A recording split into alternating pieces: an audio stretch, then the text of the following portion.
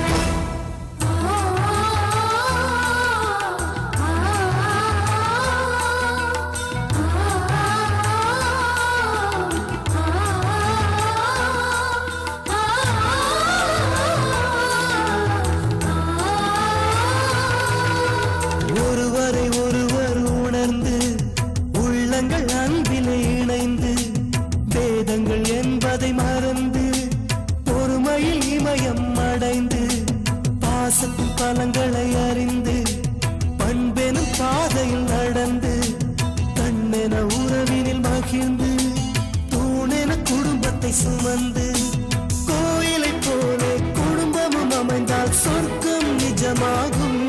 கூட்டு குடும்பத்தின் பொறுமை உணர்ந்திடும் போது கோபுரம் போலாகும். கோபுரம் மனமே கோபுரம், கோபுரம் குடும்பம் கோபுரம். பார்த்ததும் கும்பிட வைக்கும் கோயில் கோபுரம், அன்பு பாசத்தில் கும்பிட வைக்கும் மனமும் கோபுரம். பார்த்ததும் கும்பிட வைக்கும் கோயில் கோபுரம், அன்பு பாசத்தில் கும்பிட வைக்கும் மனமும் கோபுரம். உயர்ந்து நிற்கணும் அன்பால், உலகம் வணங்கணும் பண்பால்.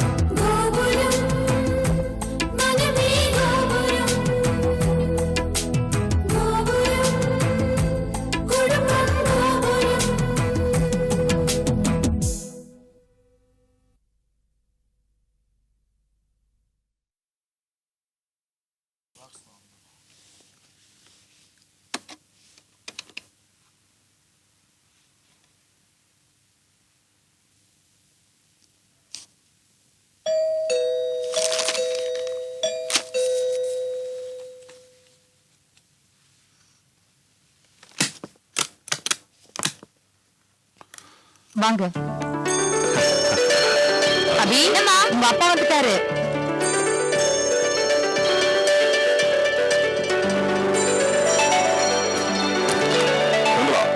அப்புறம் நான் போன இந்த மும்பை ட்ரிப் ரொம்ப சக்சஸ்ஃபுல்லா முடிஞ்சது. என் மைண்ட்ல ஒரு ரேட் வச்சுட்டு போனேன், ஆனா நான் எதிர்பார்த்ததோட ரொம்ப கம்மியா முடிச்சுட்டு வந்துட்டேன். ரொம்ப சந்தோஷமா இருக்கு சந்தலா. அப்படிங்களா? என்ன சந்தலா, என்கிட்ட இருக்கிற சந்தோஷம் உன் முகத்திலே இருக்குன்னு எதிர்பார்த்தா ஒண்ணுமே இல்லையே. தெரியுது. அந்த நகை அடகு வச்சு தானே இந்த பிசினஸ் முடிச்சுட்டு வந்தீங்கன்னு நீ சொல்லாம சொல்ற. ஒரு நாளே நாள் பொருள் எல்லா நகையும் உனக்கு திருப்பி கொண்டு கொடுத்துறேன். இந்த சந்தோஷம் உன் முகத்தில் எப்பவுமே இருந்தா எனக்கு எப்பவுமே லாபம் தான். அபி, அங்க என்ன பண்ற?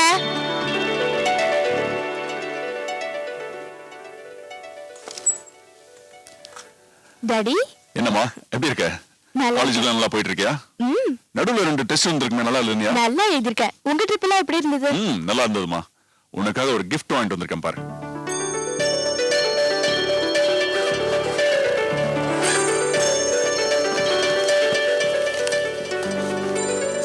இத பாரு, டாடி உனக்காக மியூசிக்கல் ஜுவல் பாக்ஸ் வாங்கிட்டு வந்திருக்கேன்.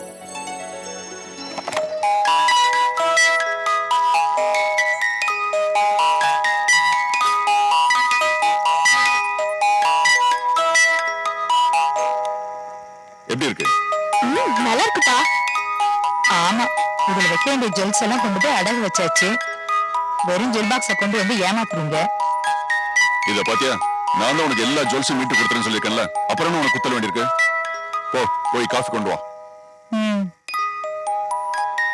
அப்பா, நான் கம்ப்யூட்டர் ஆஃப் பண்ணிட்டு வந்துடுறேன். அபி கொஞ்சம் இருமா.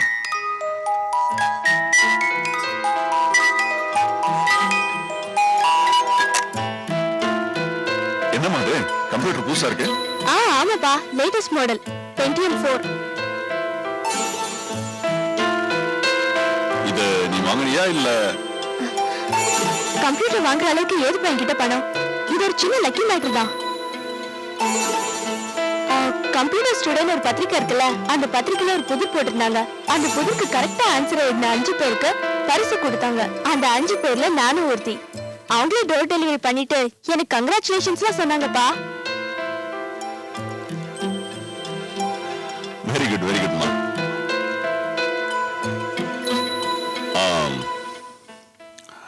பாத்தியா சந்திரா, என் பொண்ணு 6 மாசமா கம்ப்யூட்டர் கேட்டுட்டு இருந்தா. இப்ப அவளே புதிர் போட்டில ஜெயிச்சு சொந்தமா ஒரு கம்ப்யூட்டர் வாங்கிட்டா.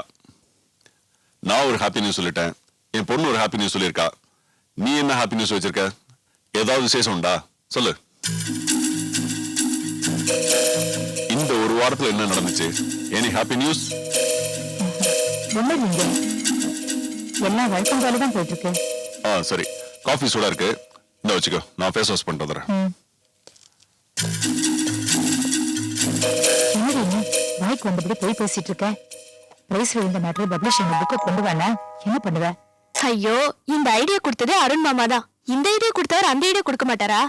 அதெல்லாம் கேட்டா புக்ல இனிமேதான் பிரிண்ட் ஆகும், முன்கூட்டியே பிரைஸ் கொடுத்துட்டாங்க, அந்த புக்கு 15 நாளைக்கு ஒரு தடவை தான் வரும், அதுக்குள்ள அப்பவே மறந்துடுவாருன்னு சொன்னாரு. என்னவோ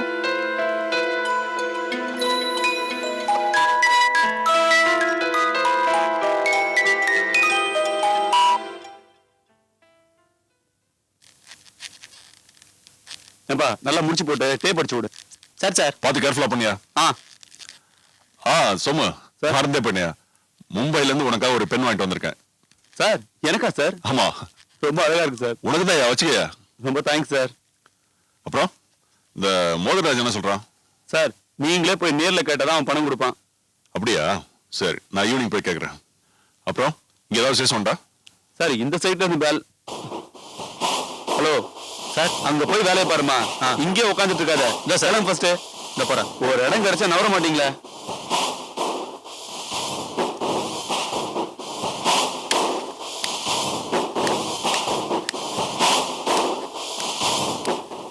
சார் ஒரு விஷயம், நான் கண்ணால பார்த்தது உங்ககிட்ட சொல்லனா நான் உங்களுக்கு பண்ற துரோகம் ஆயிடும். என்னைய சொல்ற நீ? சார் அது உங்க மச்சான் பையன் அருண் மேல உங்களுக்கு எவ்வளவு வெறுப்பு இருக்குன்னு எனக்கு தான் தெரியும். அவன் பேச்சு எடுத்தாலும் உங்களுக்கு கொஞ்சம் கூட பிடிக்காது, கோவம் தான் வரும். ஆமா, அதுக்கு இப்ப என்ன? சார் நீங்க ஊர்ல இல்லாதப்போ அந்த அருண் வந்து உங்க வீட்டுல 3 நாள் தங்கி இருந்தா சார்.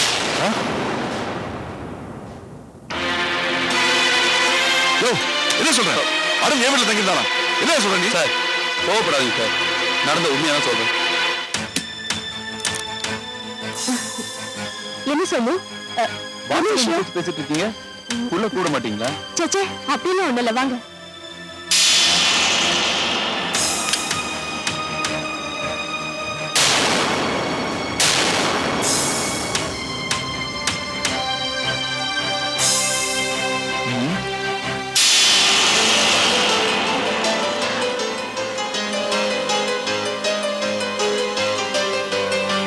ஏன் பிராமி, என்ன? நம்ம வீட்டுல வேற யாராவது தங்கி இருக்காங்களா? இல்லையே.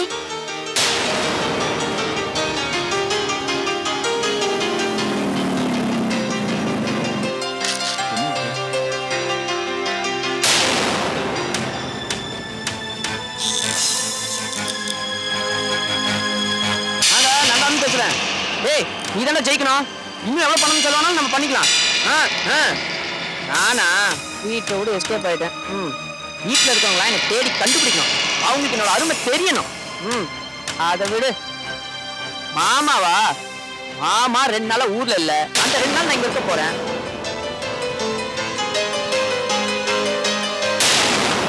சார் நடந்தது உங்ககிட்ட சொல்லணும்னு தோணுச்சு, அதான் சொன்னேன். என்ன ஆரம்பிச்சிட்டு இருக்காங்க கல்யாணம்?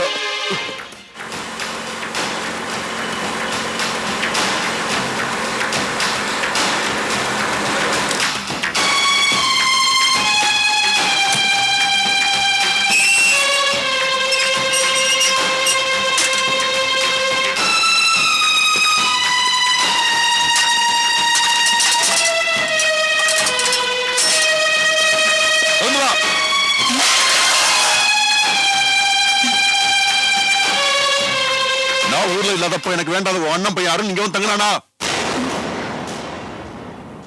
இல்லன்னு மட்டும் சொல்லாத, என்னால் நிரூபிக்க முடியும். ஆமாங்க. ஏன் எதுக்கு அவன் இங்க தங்கினா? எப்படி நீ அவனை இங்க தங்க வச்ச? அறிவு இருக்கா அவனுக்கு? எந்த உரிமையில அவன் இங்க தங்கினா? அப்பா என்ன கல்யாணம் பண்ணிக்க போற உரிமையில வந்து தங்கினாரு.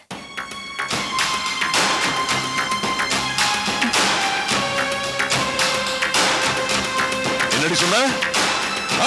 ஆமா, அருண் மாமா நான் விரும்புறேன், மனசார விரும்புறேன், அவரும் என்ன விரும்புறாரு. நாங்க 2 பேரும் கல்யாணம் பண்ணிக்க போறோம். அந்த உரிமையில தான் அவர் இங்க தங்கினாரு. அவங்க வீட்டுல ஏதோ ஒரு சின்ன பிரச்சனை, கோவத்துல வீடு விட்டு வந்துட்டாரு. எங்க போதும் தெரியாம முடிச்சிட்டு இருந்தாரு. நான் தான் இங்க கூட்டிட்டு வந்தேன். 3 நாள் இருந்தாரு, அப்புறம் சமாதானப்படுத்தி அனுப்பிட்டார்.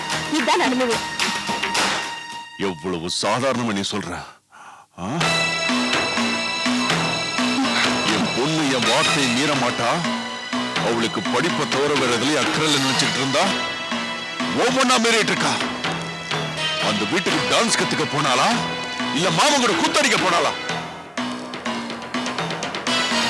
அம்மாவும் பொண்ணு சேர்ந்து என்ன முட்டாளாக்க பாக்குறீங்களாடி?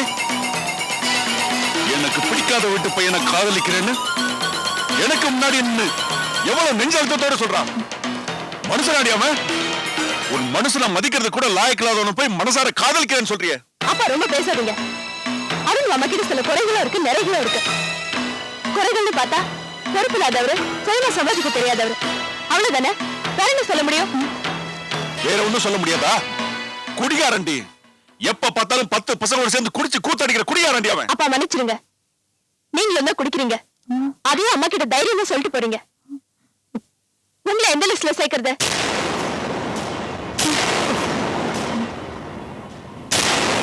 என்ன கொஞ்சம் அதிகமா குடிக்கிறாரு, அவர் வயசு அப்படி, ஃப்ரெண்ட்ஸ் அப்படி, கையில பணம் கொஞ்சம் அதிகமா இருக்கு, அதனால குடிக்கிறாரு. இது சின்ன விஷயம் தான், இதை திருத்த முடியும்ன்ற நம்பிக்கை எனக்கு இருக்குப்பா. அருண் மாமா பணக்கார வீட்டு பையன், அவங்க அப்பா பணம் தராரு, அவர் செலவு பண்றாரு. இந்த அளவுக்கு பணம் இருக்கிற வேற எந்த பையனா இருந்தாலும் இதை விட மோசமா தான் நடந்துப்பாங்க.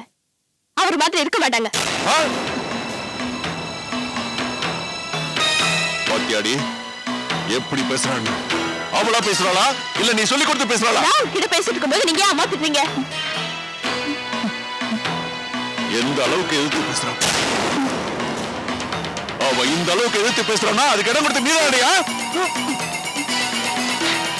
ஒருத்தன் வந்து வீட்டுல 3 நாள் தங்கி இருக்கான், அத பத்தி நீ எனக்கு போன் பண்ணி மும்பைக்கு சொல்லிருக்கணும். நீயும் பொண்ணுமா சேர்ந்து முடிவு பண்ணி இவ்வளவு செஞ்சிருக்கீங்கன்னா இதுல ஓ சம்பந்தம் இல்லாம எதுவுமே நடந்திருக்காது. அப்போ ஆரம்பத்துல இருந்தே உனக்கு எல்லாம் தெரியும். உன் பொண்ணு அவனை லவ் பண்றது உனக்கு தெரிஞ்சிருந்தோ என்கிட்ட சொல்லாம எல்லாத்தையும் மறைச்சிட்டீங்க. என்ன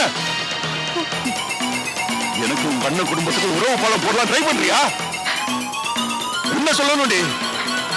நீ கொடுக்கிற தைரியத்துல அவ இவ்வளவு தூரம் ஆடி இருக்கா. என்ன அடிக்க அடிக்கிறீங்க?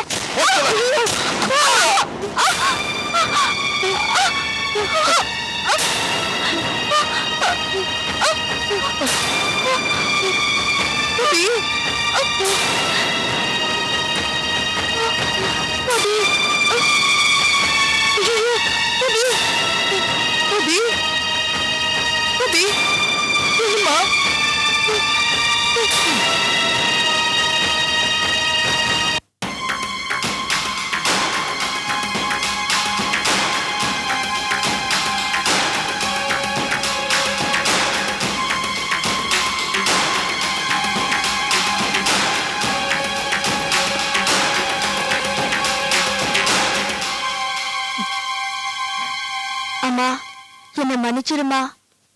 அப்பா கிட்ட கொஞ்சம் அதிகமாவே பேசிட்டேன். ஆனா எனக்காவது ஒரு நாள் தெரிஞ்சுதானே ஆகணும். அதனால்தான் ரொம்ப அதிகமா பேசிட்டேன். என் வாழ்க்கையை மதிச்சு பேசினேன். அப்பாவை எதிர்த்து பேசினது என் வாழ்க்கைக்காக தான். நீ தப்பா நினைக்காதம்மா.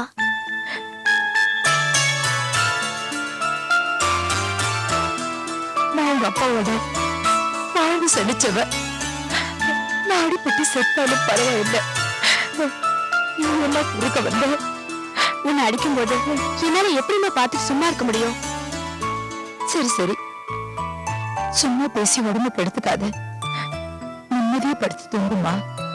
உன் மனசு காயப்பட்டிருக்கும் போது நான் எப்படிமா நிம்மதியா தூங்க முடியும்?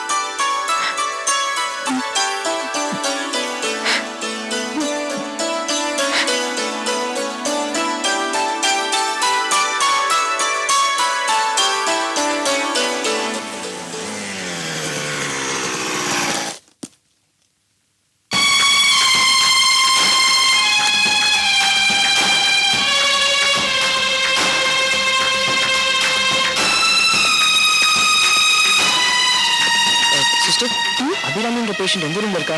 19 நம்பர் ரூம்ல இருக்காங்க. தேங்க்ஸ்.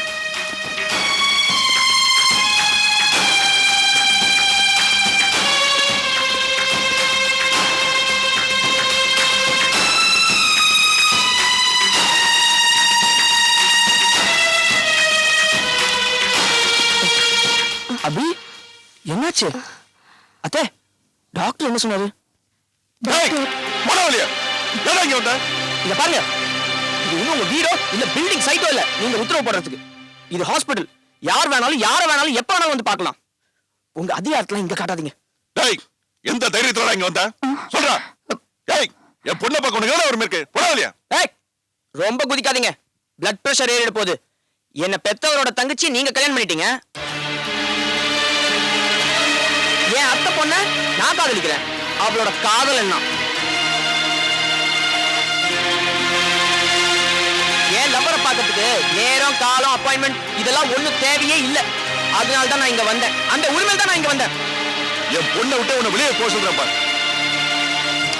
அபி, என்னை பத்தி உனக்கு நல்லா தெரியல. கோவம் வந்தா நான் என்ன முடிவு எடுப்பேன்னு உனக்கு தெரியல. உனக்கு நான் முக்கியம்னா, உனக்கு அப்பா வேணும்னா அவகிட்ட சொல்லு. இனிமே இங்க வராத, என் கூட பேசாத, எனக்கு உனக்கு எந்த சம்பந்தமும் இல்ல, இந்த இடத்தை விட்டு போ, நான் அவங்ககிட்ட ஆணி அடிச்ச மாதிரி சொல்லு.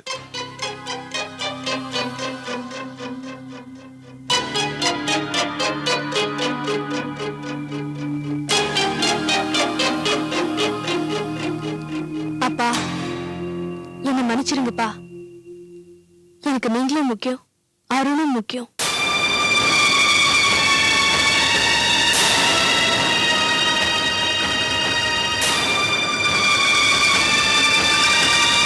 ஹலோ, இப்ப என்ன சொல்றீங்க? காதல் ஜெயிக்கிறதுக்கு அடிப்படையான விஷயம் என்னன்னு தெரியுமா? சம்பந்தப்பட்ட காதலர்கள் காதல்ல உறுதியா இருந்தா அந்த காதல் கண்டிப்பா ஜெயிக்கும். இத மனசுல வச்சுக்கோங்க. ஆனா எங்க விஷயம் அந்த மாதிரி இல்ல. நாங்க 2 பேரும் 100% உறுதியா தான் இருக்கோம். யாராவது எங்க காதலுக்கு தடையா வந்தா கூட எங்க கல்யாணம் கண்டிப்பா நடக்கும். வாழ்க்கையில நாங்க 2 பேரும் ஒன்னு சேரத்தான் போறோம். இத பாருங்க, உங்களோட ஆக்டிவிட்டீஸ் எனக்கு பிடிக்கல, ஏன் ஆக்டிவிட்டீஸ் உங்களுக்கு பிடிக்கல. இருந்தாலும் யாரும் எதுவும் செய்ய முடியாது. இந்த ஜென்மத்துல நீங்க தான் எனக்கு மாமனார், நான் தான் உங்களுக்கு மருமகன் எழுதப்பட்ட விதி. அதனால நம்ம 2 பேரும் ஒரு அண்டர்ஸ்டாண்டிங் வருவோம். நமக்குள்ள இருக்கிற மிஸ் அண்டர்ஸ்டாண்டிங்ஸ் எல்லாத்தையுமே மறந்துடுவோம். எதுக்கு இந்த மாதிரி கத்திக்கிட்டு குச்சிக்கிட்டு? காட்டு மிராண்டித்தனமா பெத்த பொண்ணை போட்டு இந்த மாதிரி அடிச்சிருக்கீங்களே, இதெல்லாம் ஓல்ட் ஃபேஷன். இப்பெல்லாம் காதலுக்கு தடையாவே இருக்க கூடாது. ஒரு பையனும் பொண்ணும் காதலிக்கிறாங்கன்னு தெரிஞ்ச உடனே அவங்கள பத்தி விசாரிக்க ஆரம்பிச்சிடணும். அவங்க 2 பேரும் ஒண்ணு சேர்க்கணும். அதான் மாடர்ன் ட்ரெண்ட், மாடர்ன் ஃபேஷன். அதுக்கப்புறமும் நீங்க தடுத்தீங்கன்னா அது 1000 மடங்கு வளரும். இந்த இங்கிலீஷ் படத்துலாம் ஒரு வண்டு அடிச்சா 1000 வண்டு வருது, அந்த மாதிரி. புரிஞ்சுதா? அதான் உங்க பொண்ணே சொல்லிட்டால, அவளுக்கு நீங்களும் முக்கியம், நானும் முக்கியம்னு. அதையே தான் நானும் சொல்றேன். நான் மட்டும் அவசரப்பட்டு இருந்தேன்னா இத்தனை நேரம் உங்க பொண்ணோட கழுத்துல ஒரு தாலி தொங்கி இருக்கும். ஆனா நான் அந்த மாதிரி செய்யல. ஏன்னா எனக்கு உங்களோட சம்மதமும் முக்கியம், என் வீட்டோட சம்மதமும் முக்கியம். இதுக்கப்புறமும் நீங்க இந்த கல்யாணத்துக்கு சம்மதிக்கலன்னா குறுக்கு வழியில உங்க பொண்ணோட கழுத்துல தாலி கட்டுறதுக்கான வழிகளை நான் யோசிக்க ஆரம்பிச்சிடுவேன். ஏன் கிட்ட விளையாடாதீங்க. அபி, நான் வரேன்.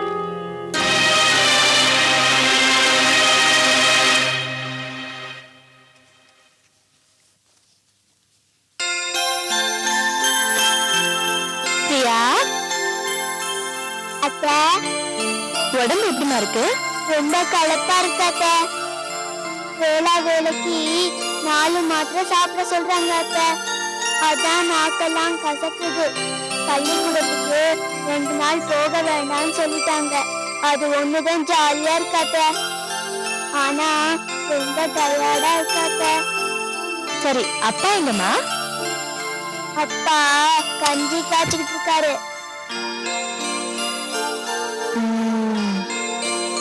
சரி, இதோ வந்துடுறேன். படுத்து தூங்குறியாம்மா?